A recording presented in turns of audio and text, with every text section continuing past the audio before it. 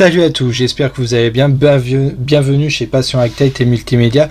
Aujourd'hui, je vais vous faire une autre vidéo sur guide d'achat de smartphone entre 200 et 300 euros. Donc j'en ai sélectionné 6 et je sais qu'il y a d'autres smartphones qui ont sorti entre temps. Mais là, j'ai présenté aussi, je vais vous présenter 6 smartphones que j'ai trouvé, que je trouvais intéressants d'un point de vue budget.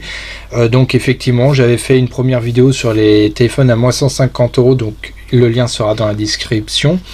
Donc j'espère que cette vidéo vous plaira. Si vous avez d'autres envies ou d'autres idées de guide d'achat que vous voulez que je fasse éventuellement, n'hésitez pas. Je serai ravi de faire une vidéo si vous le souhaitez. Petite info, depuis les dernières vidéos à partir du Sony Xperia 5 Mark II ou 2, je mets les vidéos, ils sont chapitrés. Malheureusement, je ne sais pas pourquoi YouTube, on le voit pas sur la barre d'avancement, les différents chapitres qui sont affichés. Par contre, elles sont sur la description, donc n'hésitez pas à regarder dans la description des dernières vidéos. C'est chapitré avec performance, audio ou présentation. Tout est expliqué dans les chapitrages, y compris sur cette vidéo et maintenant sur les autres vidéos prochaines que je vais faire aussi, parce que je pense que c'est tout aussi intéressant de voir un peu le sommaire et chercher l'information qui vous intéresse.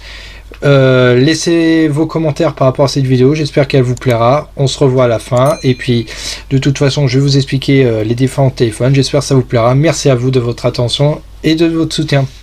On se revoit à la fin. Parlons un petit peu de ces téléphones entre 200 à 300 euros. Commençons par le Realme 6.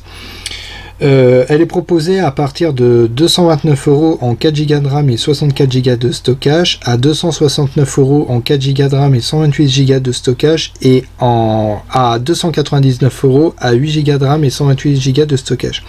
Elle a un écran de 6,5 pouces et avec un taux de rafraîchissement en 90 Hz, donc une très bonne fluidité au niveau de l'interface.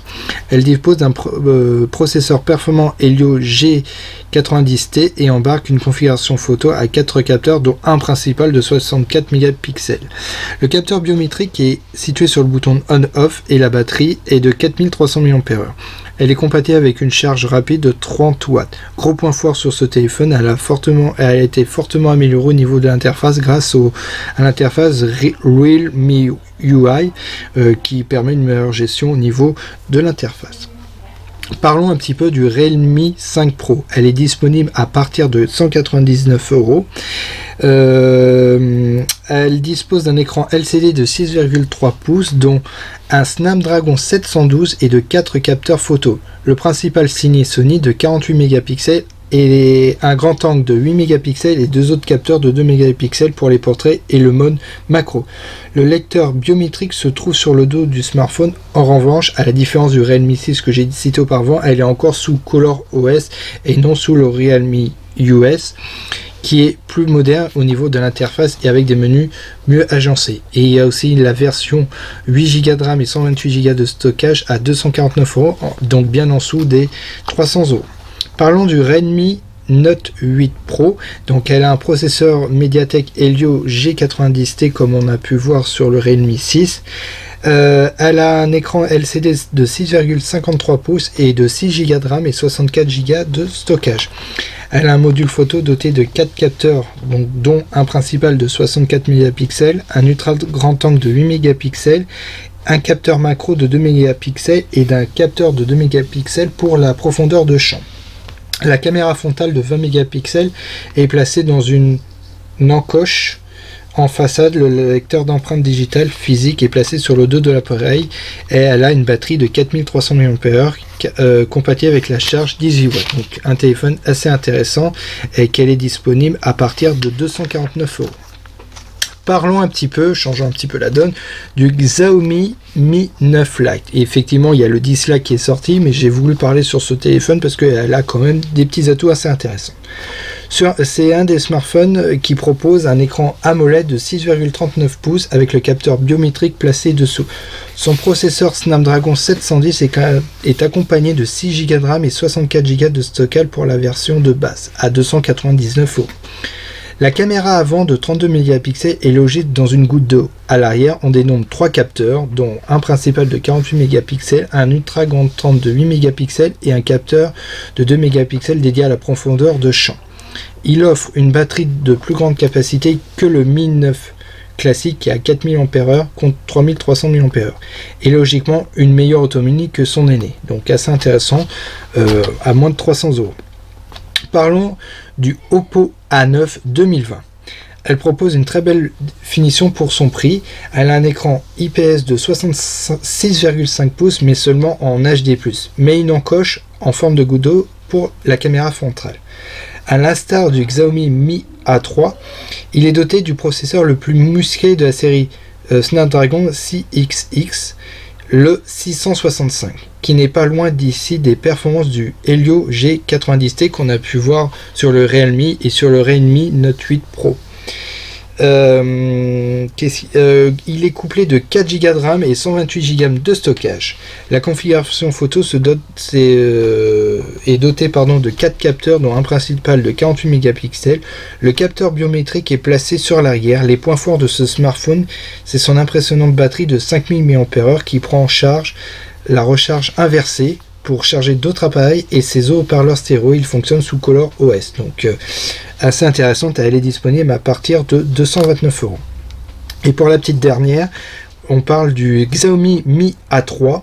Ce téléphone propose un AMOLED de 6 pouces avec un lecteur d'empreintes intégré et un Snapdragon 665, une batterie de plus de 4000 ampères avec une charge rapide de 18 watts, et surtout il fait qu'il tourne sous Android One, donc assez intéressant pour d'un point de vue interface. Elle permet d'avoir une version pure d'Android sans l'interface MIUI de Xiaomi et de bénéficier d'un minimum de 3 ans de mise à jour, donc qui est assez intéressante pour les mises à jour de sécurité et d'interface, bien entendu. Il est disponible en différentes versions, en 4 Go de RAM, 64 Go de stockage, ou en 4 Go de RAM et 128 Go de stockage à 279 €. Au niveau photo, on a un triple module, un capteur principal de 48 mégapixels, un ultra grand angle de 8 mégapixels et un capteur de profondeur de 2 mégapixels. Donc assez intéressant d'un point de vue ce téléphone, et il répond aussi dans la durée au niveau de la mise à jour, donc assez intéressant sur ce téléphone. Donc pour conclure sur cette vidéo, j'espère qu'elle vous a plu déjà pour commencer. Donc vous avez pu voir, voilà, je sais qu'il y a une petite sélection de smartphones que j'ai fait. Donc bon, effectivement c'est peut-être des anciens modèles, mais bon, qui restent assez d'actualité, comme le dernier que je disais, le Xiaomi A3 par exemple, où il y a quand même des mises à jour encore pendant 3 ans. Mais bon, je sais qu'il y a eu d'autres téléphones qui ont sorti, comme vous allez me dire, le Sony Xperia L4, qui est pas très cher aussi et assez intéressant d'un point de vue configuration. Donc après voilà, donc j'espère que ça vous a plu. Je vous mettrai dans le lien, comme je disais auparavant, le guide d'achat des smartphones à moins 150 € pour éventuellement, ça peut peut-être vous aider pour acheter éventuellement un smartphone pendant le Black Friday peut-être, ou même pour Black Friday, pour la Noël, ou même pour vous-même. Donc après, tout dépend ce que vous voulez acheter, bien entendu. Cette vidéo est chapitrée, comme je disais auparavant, donc si ça ne s'affiche pas sur la barre de YouTube, il y a le sommaire dans la description. Je vais faire ça maintenant dorénavant, sachez-le. Et puis j'espère que ma chaîne vous plaît. Laissez-moi vos commentaires.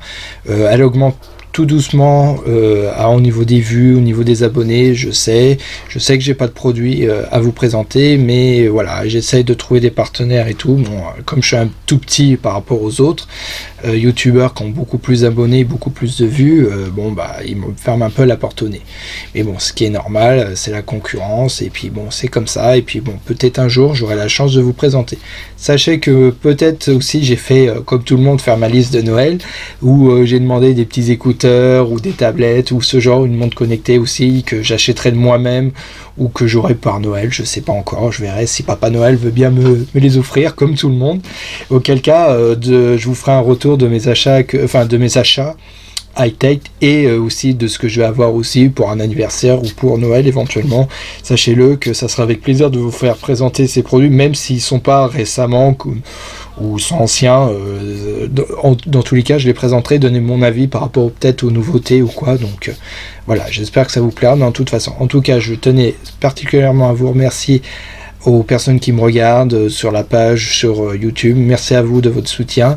Je vous souhaite plein de courage, plein de bonnes choses, bien entendu. À de prochaines vidéos. Là, je suis en train de vous présenter prochainement. Je suis en train de voir je fais des petites recherches sur un nouveau projecteur de chez Samsung là qu'ils ont fait, donc assez intéressant, donc j'espère que ça vous plaira aussi. En tout cas, je vous remercie énormément, je vous fais plein de gros bisous, abonnez-vous à ma chaîne, laissez vos commentaires, mettez un pouce bleu et la petite cloche, ça sera parfait. Je vous embrasse très fort. Bisous bisous.